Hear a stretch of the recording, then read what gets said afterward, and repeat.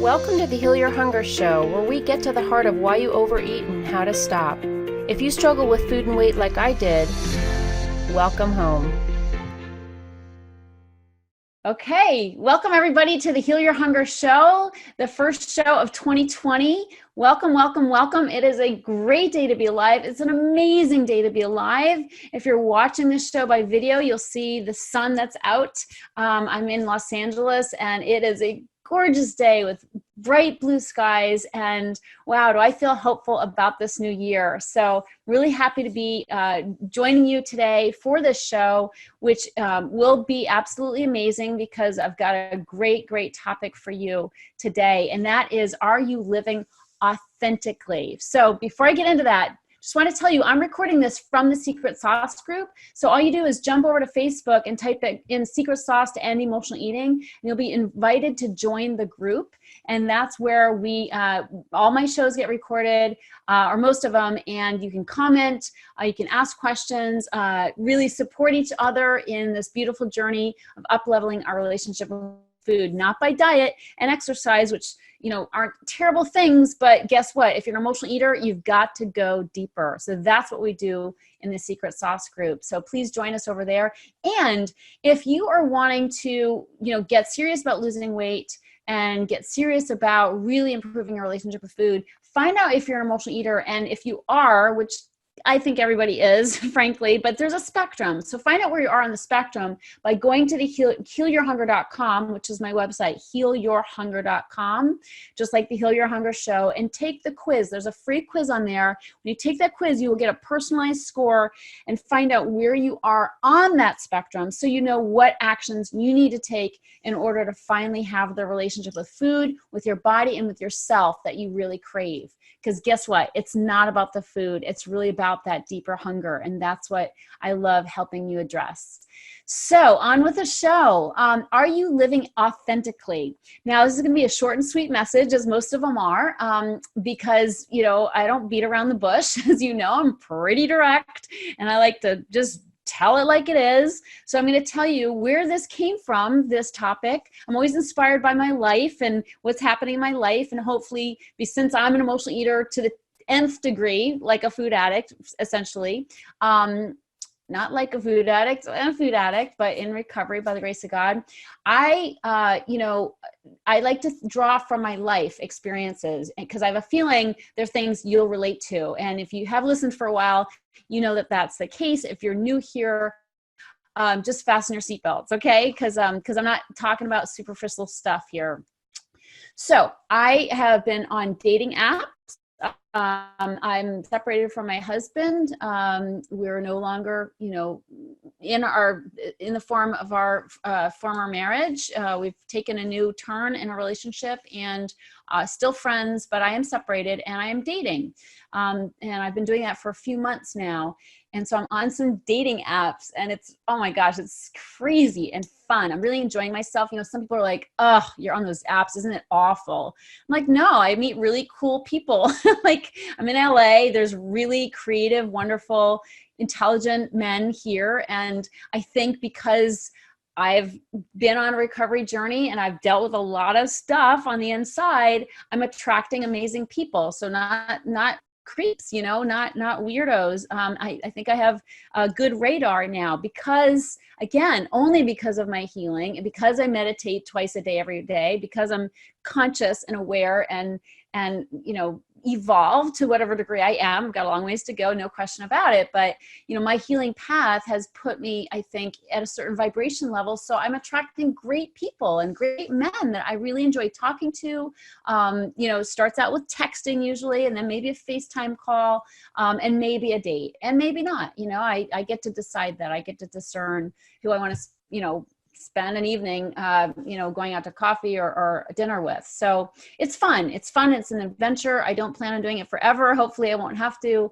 But in this new phase of my life, I am so open for adventure. I'm so open. I'm open, period. And I love that. And that's who I am really in my essence. It's just that for so many years I was afraid, and I wasn't open. I was closed and afraid. So I'm very open now. I'm not dumb. Like I got my eyes open as well. You know, I am discerning. But I also am very hungry and thirsty for new experiences of life. I'm living larger than I've ever lived before. And that's on account of my healing and God's loving grace. So that brings me to this topic. And I recently was texting with a guy who's very deep, very spiritual and poetic. He's really, you know, in my profile, I say that my love language is words. You know, I love, like, words turn me on, like words, and like they get like connection through words is very inspiring to me. And so he's a word guy, and he's writing this kind of poetry to me. And we just had a really beautiful connection just by texting. And we did speak on the phone as well. And he said to me after we spoke on the phone, he texted me and he said, "Thank you for being so authentic." And he gave me some other compliments. He's like, "You're so real. You're so, you know, alive. There's no place, there's no weird stuff, no manipulation, no," like, he's obviously had some bad experiences. And so he's like, it's just straightforward. You're direct, straightforward, and very much alive and authentic. He said, "Thank you so much for being authentic."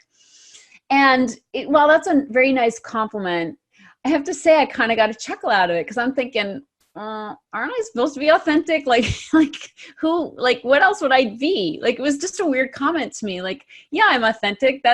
I'm myself. But then I realized, first of all, no, you know, while that's how I'm supposed to be, that is not how I've always been. And that's not how most people are either, which is why he was struck by my authenticity, by my realness. And I do get that a lot from people. And what it made me really look back on is how my journey has been one of becoming more authentic. And so, you know, it seems like authenticity is something that comes naturally, like, just be yourself. You know, everybody says, be yourself. But if you're an emotional eater, I know that that is not so easy. Okay. And the reason why I know that is because I've had 30 years of working with y'all. You know, I know what's going on inside your heads, just like I know what has gone on in mine. But I'll speak from my own personal experience. And that is, you know, there was a time where I felt so inauthentic. I felt like I was literally, my image of myself was being up on the wall. Do you remember, I think a lot of you remember the show Bewitched, right?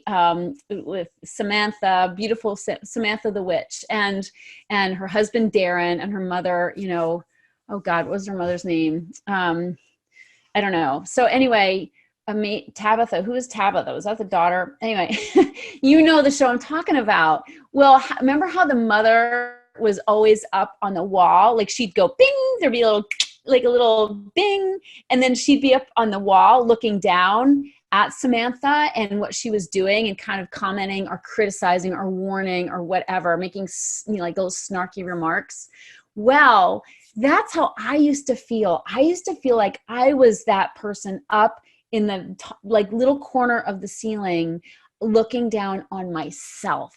That's how I felt. I felt so out of my body and so judgmental of myself and so just disconnected from myself. That was literally how I felt, that I was looking down on myself, watching myself talk, watching myself interact with other people, but I was not there. Okay. I was watching, and I was sure as hell scrutinizing and nitpicking, but I was not in my body, and it drove me nuts.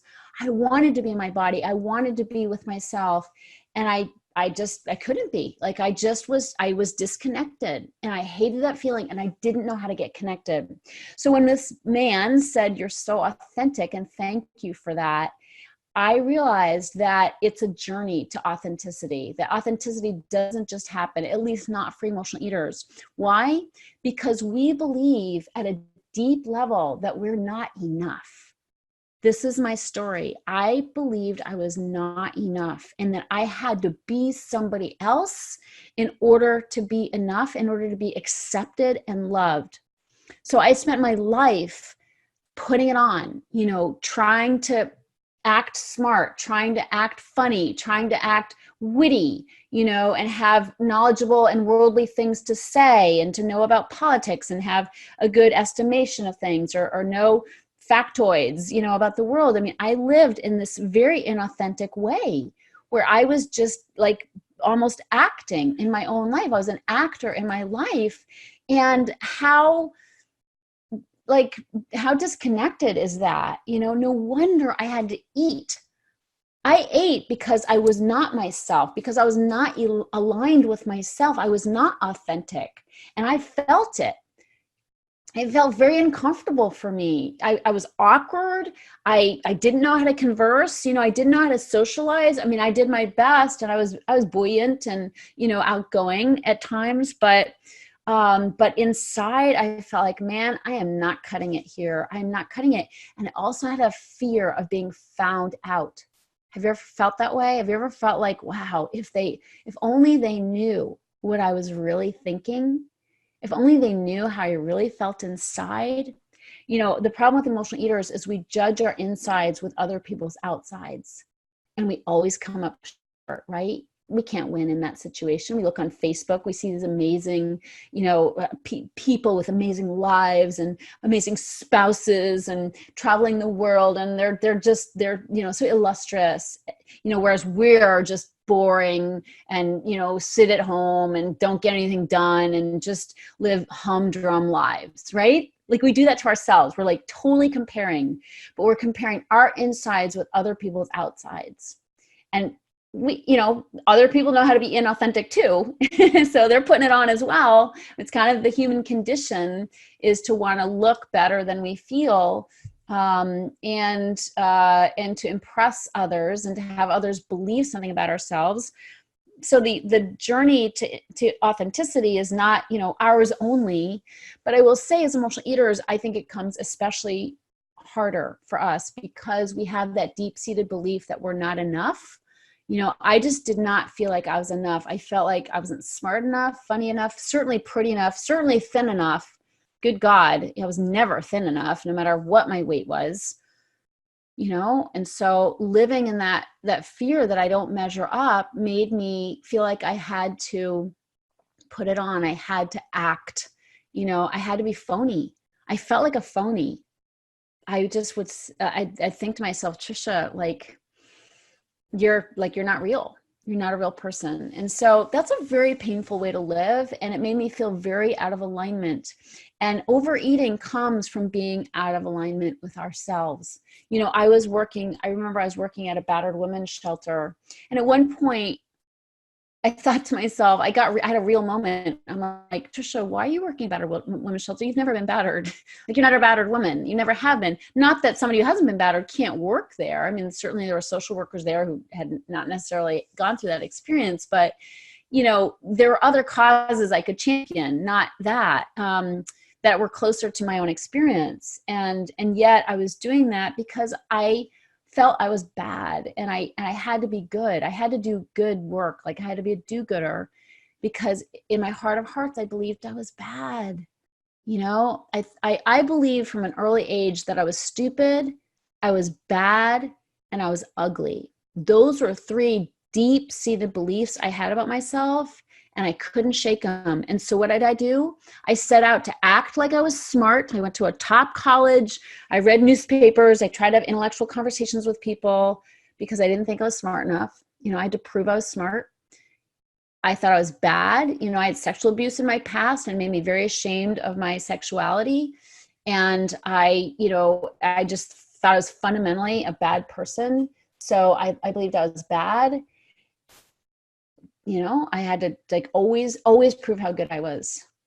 And I thought I was ugly because, let's face it, you know, I was overweight, and I looked kind of like a boy growing up. Like, I had a little complex. I was not girly like I am now. You know, I had this bowl cut haircut, you know, thanks mom, you know, growing up, I looked like a boy. I literally looked like a boy. So I had this complex about myself, and I believed I was ugly. And when I was overweight as an adolescent, you know, my face was like a pumpkin. I was kind of ugly.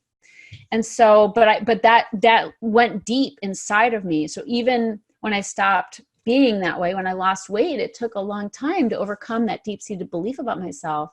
So I believed I was stupid, I was bad, I was ugly. I was always pretending, always trying to compensate for those deep-seated beliefs. Do you feel you do that? Do you have deep-seated beliefs that you feel like you're always like one step ahead, trying to overcome it, trying to outrun those beliefs, those ways that you think that you are and believe that you are? So that's where the inauthenticity comes from, is when we think we're not enough, when we have these judgments of ourselves, and then we go out pretending that we're something else, trying to compensate for those things we fear that we are. Now, mind you, it's not true. Like, the beliefs we have of ourselves aren't necessarily true. I was not bad. I'd done some bad things. I could be a real jerk, you know. I had very critical thoughts of other people because I had them towards myself, and other people always got the spillover of what I was doing to myself. But I was not a bad person. No way, Jose.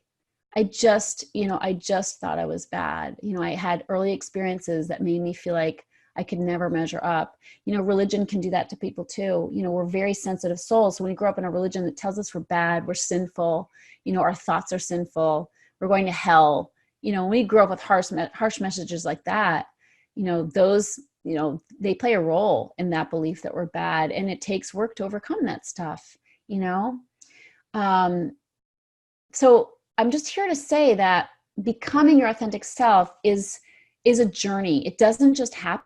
And if you relate to the things I'm talking about today, I just want to say that the journey to overcoming emotional eating is all about that. You know, the reason why today people are commenting on the fact that I'm so authentic, I'm so real, is because I've done a ton of work. You know, I've done a ton of work, and it's been part of my journey of overcoming emotional eating. If you're focusing on diets right now in this new year, if you're focusing on diets and weight loss, I'm sorry, but that is not going to make you feel the way you think it will make you feel. You might lose some weight, you know, you might drop 20 pounds by hook or by crook, you know, by working out furiously at the gym, but you won't be able to sustain it. You know, I promise you, because these dark ghosts, you know, these deep beliefs, this feeling of being inauthentic will haunt you. And the less food you have, the less weight you have on your body, the more they will haunt you. They will come bubbling up, and they will torment you until you stuff them down with food again. That is our journey. That is why 98% of all diets fail, because you are snuffing out those deep, dark secrets about yourself that you're hoping nobody will ever find out. And I'm here to say that you need a new tack. You've got to heal at the underlying, the deeper level in order to have success with weight loss. Trust me, I know what I'm talking about. I've been doing this for over 30 years. I've been on this journey, and I've taken other women by the hand through this journey of authenticity. And that is really the journey that you need to be on if you want to have a happy, successful life of health and beauty and joy. And if you want to fit in your clothes and look hot, okay? They're all connected. You know, they're all connected. This journey of authenticity, of becoming who you really are, becoming aligned with that sweet soul that God has you, you know, has brought you into this life to be. When you're aligned with that person and you are your authentic self, and you've thrown off the masks, you know, the BS of trying to be someone you're not, when you throw that stuff off, when you're like, enough, basta, no longer, that's when you no longer need those extra pounds, and they will melt off of you. They will melt off of you. It's happening with my clients. I watch it every day, you know, as they become more of who they really are, as they get honest with who they are, you know, when they start stepping out of their fear and stop letting fear control their lives and their decisions, and start living the life that they were meant to live. Food's not an issue anymore. So stop trying to control the food. Stop dieting. Stop trying to force your body to make it, you know, into the shape you want it to be. That is not the right approach. Becoming who you authentically are and taking that journey that I would love to guide you on through my program, that's going to get you to your goals, you know, your weight loss goals, your health goals, your happiness goals in this new year. So, you know, becoming your authentic self, let's focus on that. I really invite you to do that. And I invite you to let me help you. I right now have cleared time off on my calendar for breakthrough sessions with people who are interested in that. I don't want to talk to you if you're just wanting to do the same old, same old. If you think a diet's going to do it for you, have at it. You know, it's not a fit. If you know your soul is craving to be real and to break out of the fear and that trap of, being somebody you're not. If you want to break out of that, I want to help you, and I want to be with you on that journey. So let's talk. And you can find that link on my website and in the show notes for this show, which is also on my website, healyourhunger.com. But I invite you to make this decade one of becoming the person you're meant to be. It is an amazing journey. It is enlivening. It's energizing. It is like mind expanding, consciousness expanding. It's amazing. I'm happier today than I've ever been in my entire life because I have stepped out and I'm living, I've listened to spirit. I've been guided by spirit, and I didn't do this alone. I've gotten a ton of help to do this. But this is what it takes in order to really heal my relationship with food and to have freedom around food. And I have a shortcut. You don't have to take 30 years like I have. I'll show you a shortcut. I've developed a program and a step-by-step system that people do it in 90 days. In 90 days, you can be on that journey of being who you really are meant to be. And it is so awesome. So thank you so much. I love you so much. And I'll see you on the next show. Take care. If you enjoyed this podcast and want to get free support, insider health info, exclusive invites to events, and more, visit healyourhunger.com.